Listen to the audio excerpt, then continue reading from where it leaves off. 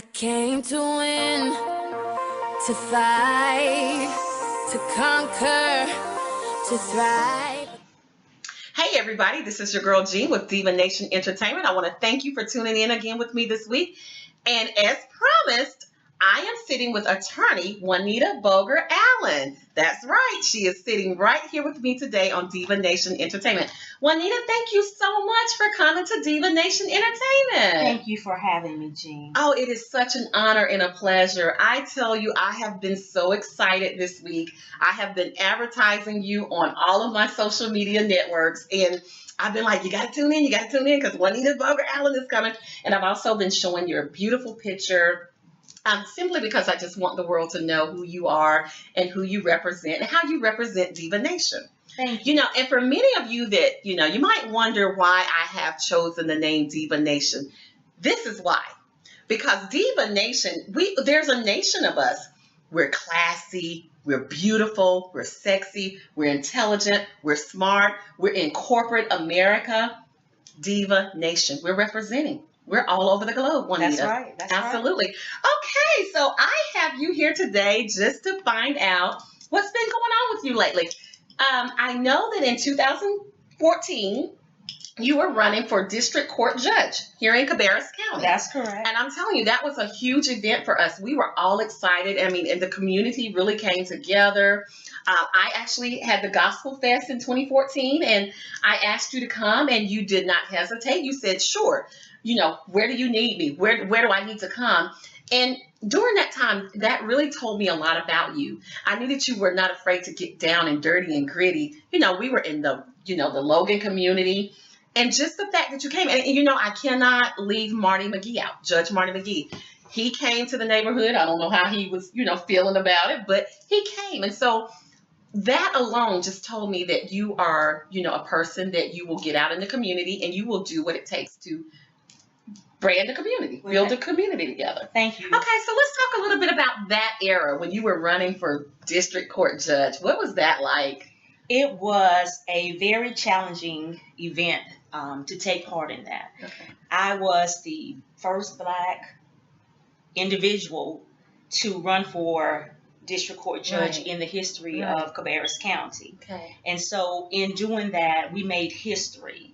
I really appreciate the community and all of the individuals, the churches, sororities, fraternities. I received a lot of support. Yes. I thank you for the events that you hosted. I was able to come and speak to individuals. Yes. And so being raised in Concord, I wanted to be that person to show other individuals that they too can make history and make a difference in the community. Yes. One of the things I wanted to talk to you about, Juanita, and thank you for that. We definitely, again, we made history with that. We were very proud of you. And I must say this. When I initially saw that you were running for district court judge, I thought it was your mother. I was like, good Lord, Miss Gail is running for district. I really thought you were your mother. You guys are so beautiful. Thank you. The history of your family, the beauty of the women in your family, you all represent and look like your mother. Yes. So I was a little bit confused. And so now here's the funny thing. We are alumni of Concord Senior High School. So we want to give a shout out to Spider Concord Nation. Spiders. Yes. And I know you were with the class of 87. Yes. And so along with Wanda White and Principal Carla Black. Yes. Is that right? Okay. So Wanda was actually class of 86. Oh, okay. Well, Wanda, we tried to make you a little bit younger. We tried to make you. She's still a part. And we love you, Wanda. We love you so much. That's right. But so how was it that in high school, did you know that you wanted to be an attorney? Yes, I've always wanted to be an attorney. And in 1987, when I graduated, Vernon Russell, he was the only Black attorney in Cabarrus County. I remember that. And I went to North Carolina A&T State University, Aggie Pride. Shout out to y'all. For undergraduate. Okay. And then I went to Michigan State for law school. Okay. And when I finished law school, I knew I wanted to come back and give to my community. Okay. So I often thought about Concord and did we have more representation of our community? Absolutely. And I started practicing law in 1999. Okay. And I had a daughter around that time. and I wanted to come back and be closer to my family. Right. Okay. And so after researching it, at that time, Vernon Russell, back in 2005, was still the only Black attorney that practiced, just say, and went to court and litigated cases. Okay. So I thought, with all those years that passed, why we only had one Black attorney that represented our community. And I think that's so important, because one of the questions I had for you was, you were in Michigan State. You could have gone anywhere in the world to practice law. And my question was, why the city of Concord or Cabarrus County? Because we're such a small, even though we're growing in numbers now, but I was thinking we're such a small community, and you could have been somewhere making lots and lots of money. So I am so appreciative that you thought about your own community, where you were rooted and grounded. You've walked the grounds. And so we needed that from you. Yes. We needed that from you. And I'm pretty sure when you go into the courtroom and you're representing cases, when people see you, it's probably refreshing. It's somebody that I know. Yes. She's from my community. She can identify with me. And she's probably not even judging me. Right. Because I think in so many cases when people walk into the courtroom and we don't really know their background or their history, but we're automatically profiling them. Right. And we're putting them on blast. I mean, is that what do you get that from clients? That's correct. They often feel that I can relate to them. Yes. I grew up on Harold Goodman Circle. Yes. And that's considered an at-risk area. Yes. And I want kids to know that they can be anybody that they want to be. Yes. They can do anything they want to do. Absolutely. It doesn't matter where you grew up. Yes. And I went to school, got my education, made good grades, yes, went to college, and I was not defined by where. Absolutely, absolutely. And that's what young people need to know today. Yes. It's not really about your area or your neighborhood and where you grew up, because me too, Juanita, I grew up on Lincoln Street. Right. And for those of you that may not know what Harold Goodman Circle is, we're not ashamed. It's the PJs. We grew up in the projects. Yes. But you know what? To say today that I grew up there and what I'm doing now, yes, it was about choices. Right, right. You and I talked about this a little bit earlier today. Everything that we do in life is really about choices. That's correct. It's about what you want to do. That's right. And so just because you grow up in an at-risk neighborhood does not mean that you have to be at risk. Right. And there are good people in every community. Yes. There are intelligent people in every community. Absolutely. And so we have what it takes. It does not matter where you live. And I want that's why I like to give back and mentor you. Absolutely. And I will go down and still walk in the community that I grew up in and talk with the young boys and the young girls. I will go and speak at churches and offer advice and recommendations and instructions on how to maneuver through the legal system. Yes, absolutely. And because I grew up in Concord, I love Concord. You love Concord. We love our city. Yes. And another thing that I want to point out really quick is we talk about our neighborhood, and we can just mention a few mentors and great people that have come from our community. Yes. We have Principal Carla Black, who has been at the Concord High School doing a phenomenal job. Phenomenal job with the children. Children are the graduation rate has increased. Yes. And she is just doing wonderful things. We have Wanda White, who is in education. Yes, Dr. Wanda White. She's been in education over 20 years. Yes, plus, and she's doing a phenomenal job in the community. And she's a community advocate. Yes, I love that about Wanda. She's another person that's not afraid to get out in the community. So there are a lot of great people, yourself, myself, that have come from that area. That's right. Councilwoman Ella Mae Small. Yes. Miss Small was my kindergarten teacher. I think she may have been at R. Brown McAllister when I was there. Yes. Now, we're not going to tell you how old we are. We're not going way back. But, Miss Small was there when I was in elementary school. Absolutely. And she's the only Black female on the city council. That's right. That's right. And so what we are also wanting to do in our community is diversify people in government, people in positions. Currently for Cabarrus County, we have no minorities on the county commissioners in Cabarrus County. Again, Miss Small is the only black individual on the city council. We have female, might we add. And female, might we add. And prior to that, her husband was on city council. Yes. We have no minorities on the school board. We've had no minorities to be a district court judge here in Cabarrus County. Right. And so when you go into the courtroom, I think it's important that people see someone that looks like them. Absolutely. And so that's what I want to do. I want to help bring diversity to this community. And I want people, when they go away to college, to want to come back to this area and know that the playing field is open to them. That's what and we definitely needed that. Okay, so I also know that you are a Delta Sigma Theta. Yeah, Delta Sigma Theta. Are you still currently active with them? I am. Okay, and so let's talk a little bit about some of the things you all do in the community. Now, I love my sorority. We are a group of educated women, and our mission is to give back to the community, especially communities that may be economically challenged. But so some of the things that we've done, we've had healthy heart walks. We help with voter registration. We provide seminars to individuals, especially we have programs where we mentor young ladies that are in high school. We also have a program where we mentor young males. Wow. It's so economic development. We have seminars on how to improve yourself financially. Just so many different areas, and I'm so glad to be a part of that organization. Okay, so anybody that's in the community that may be interested in some of the seminars offered by Delta Sigma Theta, who is the contact person? Well, actually, and what I'm trying to do, but there is a website, Concord Alumni Chapter of Delta Sigma Theta, but I try to post events as we have them. We currently are in the process of planning a racial symposium, racial diversity, to show people, and we're going to bring in different law enforcement officers and provide protocols on what to do. Just say if you're stopped by law enforcement and different things like that.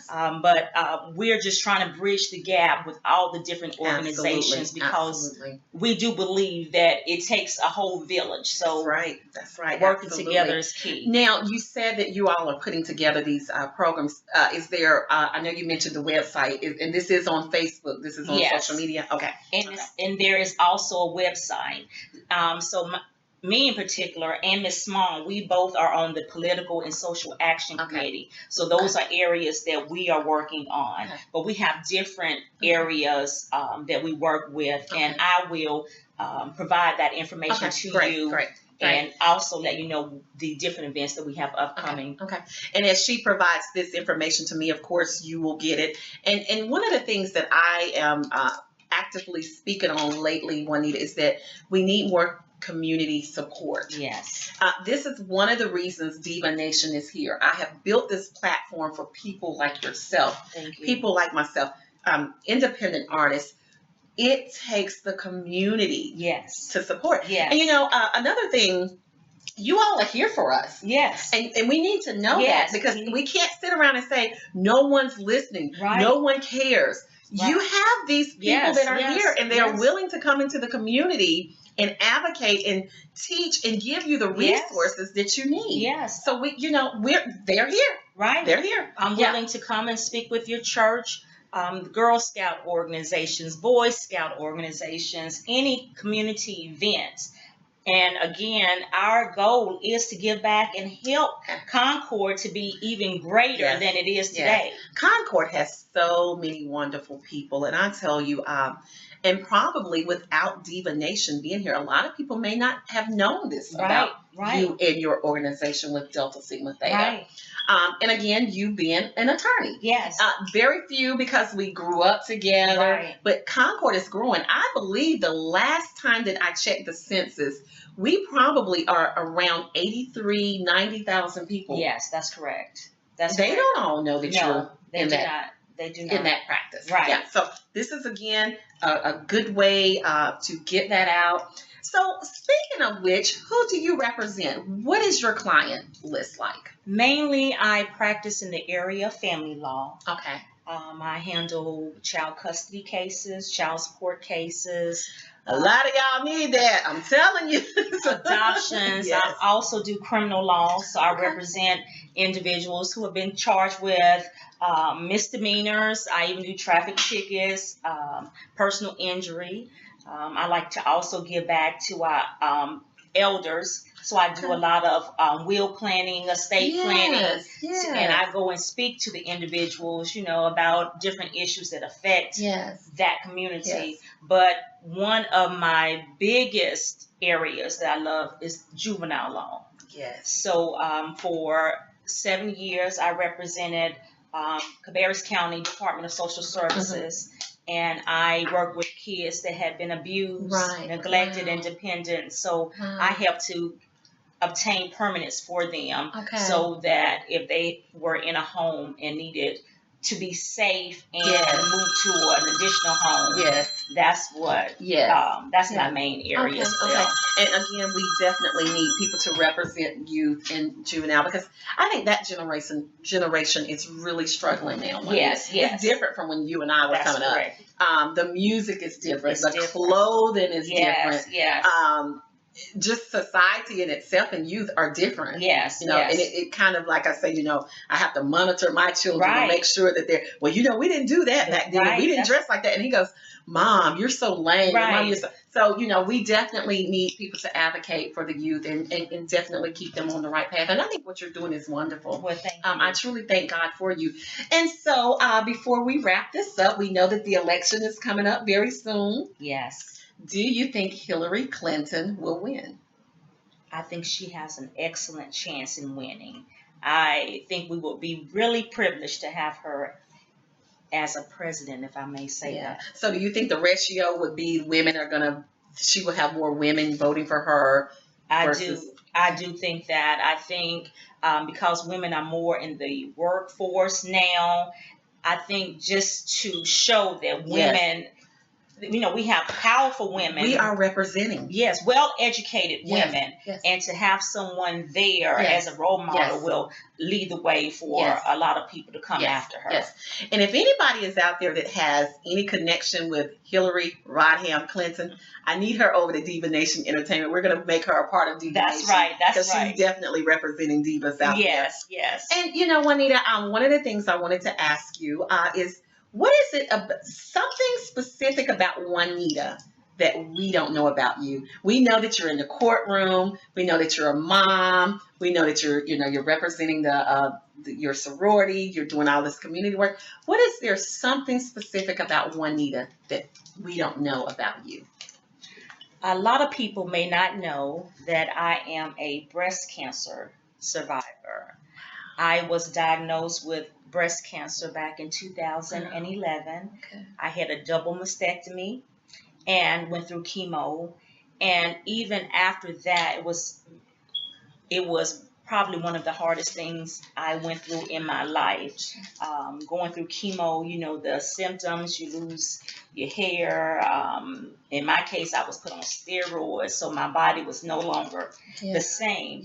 But through it all, I will tell you, God delivered me. And I am glad to say I don't look like what I've been through. And so even going through that, you can still come out greater, do the things that God called you to do. So I know because I made it through that, that God has a plan for my life. And that's why I am an avid supporter of my community and people and individuals. And I can let them know that despite what you go through, you can still overcome that and do everything that you're supposed to do in life. God. And this is one of the reasons, and you and I had talked earlier, as women and women of color, there is no limits. There are no boundaries. No boundaries. There's no boundaries. No. You can be what you want to be. And I'm telling you, just to hear your story, we never knew that. I never knew that. I never saw it on social media. I never heard it from a friend. So just to know that you went through that and overcame that, I dare not complain. I dare not complain. I was telling Juanita earlier, a friend of mine, Pamela Fisher, and you all know if you're on social media, Pamela endured a lot of trauma to her body and they were giving up on her. 5 doctors were giving up on her. But to see her today and to see you today, you're beautiful. I would have never known. Thank you. You have no scarring. There are no scars that tell me that you've been through something that's traumatic. That's God. That's God. That is God. It's that is the God. glory of God yes. in your life. Yes, that's all God. Oh my God, I'm telling you. So that just inspires me to push a little bit more, push a little bit harder. And I would like to tell you that in Cabarrus County, we do have a support group for women who have gone through breast cancer. And it also helps the women in our community because as a minority going through breast cancer, there was not a lot of research out there for me. I wanted to know what am I going to go through? What am I going to look like? Yes. And there were photos out there. What does it look like after you have a double mastectomy? Yes. What does it look like after reconstruction if you choose to go that route? Yes. Who's gone through that? Yes. But there's a program, a support group called Sisters in Partnership. Okay. And we meet once a month on Wednesdays. I think it's the second Wednesday in each month. At the Health Alliance in Kannapolis. Okay. So I would like to pass on that information as well. Right. And you know what? And even though I've never been diagnosed with breast cancer, just to be able to come in and get the information, be informed about what it looks like. And you know, honestly, so did you just find the lump? Were you just showering one day and you found the lump, or no? And that's another thing. If you go and have your regular mammograms, so I went and I had just my yearly exam, and the doctor did not find anything. Then I went to have my mammogram, and they called me back. They said, I saw something. We want you to come back in and check. So just my going in, you know, and staying on top of it. And, you know, that's important. That's important. Yes. Absolutely. Your children need you. Yes. I have a daughter. She needs me. Yes. So I try to stay up on my medical appointments and all of that. Yes. And that's how I found out. And, you know, women, this is what we're saying. If you do not practice regularly on a regular basis of examining your breast, is very, very vital, because I believe it's at the age, they changed the age now. Yes. I think it's around 40. Yeah. But even within that, if you can do your breast exam, make sure that you're getting your annually mammograms. Yes. It is very vital, because I think sometimes we think that it only happens in Caucasian women. Yes. And 1 in 8 women will be affected by breast cancer. Wow. Yes. Yeah, and I know there's still a lot of research going on, because we're all trying to figure out. It seems like cancer has been so rapid in our community. Yes. And it's like, is it in the water? Is it in the processed foods? Yes. You know, but we know that there's a root to it. Right. Everything has a root. Right. So we've just and we're hoping and praying that doctors are going to find the cause, and so that we can beat this thing. One of the things I love about it is the fact that you beat it. Yes. You beat it, and it was because you chose to take care of yourself. You chose to go and get your mammogram. That's how we beat it. And I'm in remission, and thank God. Praise God. It's been 3 years in remission. Praise God. So if anybody is looking for an attorney, if you have a traffic ticket, if you have a child support case that you want to look into, how can they contact you? You can contact me. My telephone number is 704-788-6627. You can also check out my website at www.jbaforjustice.com, and that's the number 4, jbaforjustice.com. You can also reach out to me on Facebook. Okay. And you know what? That's one of the things I like about you guys now. Everybody's on social media, you know, because I think it probably was a time where attorneys and judges, they weren't on. Right. I see attorney Judge Marty McGee online, and I think that is so cool. Yes. Because I'm like, oh, he doesn't have a case. He's not studying. He's not researching. He's on social media. Yes. So I think that is so cool.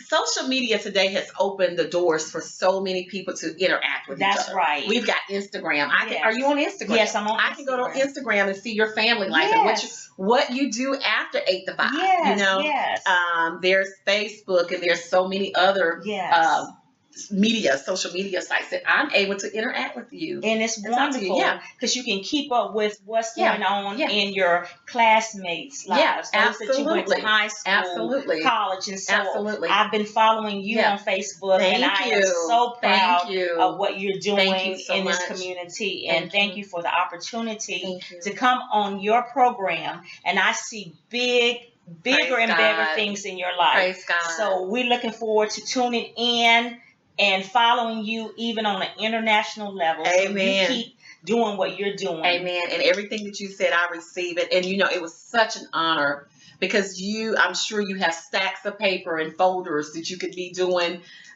work on, but you chose to come to Divanation. And so that within itself is an honor. My privilege. I am telling you. Okay, guys. So thank you for tuning in. And again, if you need to contact Juanita, that information will be going across the screen. And again, I will tell y'all now, because I tell my people this all the time, Juanita, don't call Juanita with no foolishness now. No foolishness. No foolishness. But if you have a case that you would like for her to look at, if you're interested in the Delta Sigma Theta sorority coming to your church, boys and the Girl Scouts, Boy Scouts, in your community, and there's information that you're needing on how they can represent your community. She is available. Contact her, email her, call her, leave a message. I'm sure she's going to get back to you. Yes. And as always, thank you again for tuning in. And until you see me again, I want you to continue to see yourself in a blessed place. Thank you so much. Thank you. Have a great day. Bye. I came to win, to fight, to conquer, to thrive.